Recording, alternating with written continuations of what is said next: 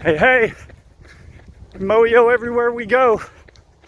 The power phrase for the week is let's turn fail into fuel. That's what we're trying to do.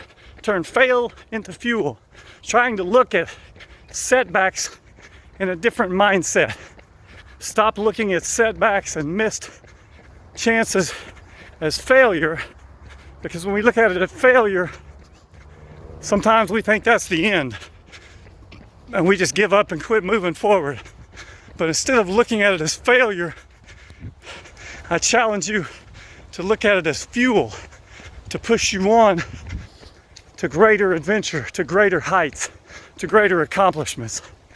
And I gave you 4 steps this week and kind of tied that in with stories of people who turned fail into fuel. The 4 steps were: step 1, fine tune your focus. When something happens and it's a setback, don't focus on the past, move past that. Look to the future, to the present, to what's going on right now. What does it take right now to get better? When you look back, you don't see what's in front of you right now. So you fine tune your focus. Step 2 was understand the situation. Don't be blind to what happened, to what led to the setback. Understand it. Dig into it. See what needs to change, what needs to be done, what you can do. Step 3 was elevate your thinking. Maybe you need to be smarter at going about what you're trying to do. Think at it from a different angle. Elevate your thinking. And step 4 was live it out. Live out the action. Don't just think about it. Don't just change your mindset. Live it.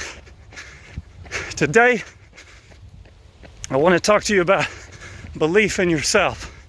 When you believe in yourself, you have the power to do anything. You have all the strength in your mind when you believe in yourself. But if you don't believe, no one's going to believe. Today's story is the story of Walt Disney. Walt Disney is a man who we all know. We've all seen his movies and cartoons, probably all been to his theme parks. But there was a time in his earlier life where he suffered setback after setback. He went bankrupt. He suffered a nervous breakdown. And everything seemed to just be one setback after another. But Walt Disney would not look at those setbacks as failures, because he believed that he had a great idea. He believed in himself, and he had a dream, and he wouldn't let it go. And because he kept believing, finally, those dreams that were in his mind came true for all of us. When he created his cartoon mouse, he took it to banks to try to get funding to make an animated movie and market the idea. Over 300 banks turned him down, said it's not a good idea, we won't put any money into it. But he believed in himself and in his idea, and he would not stop believing. And finally, one bank decided, you know what, that sounds like a pretty good idea. We'll get behind it, we'll put money behind it. And they funded him. And because of that, because of his belief that he wouldn't let go of, we now have Mickey Mouse and everything thereafter.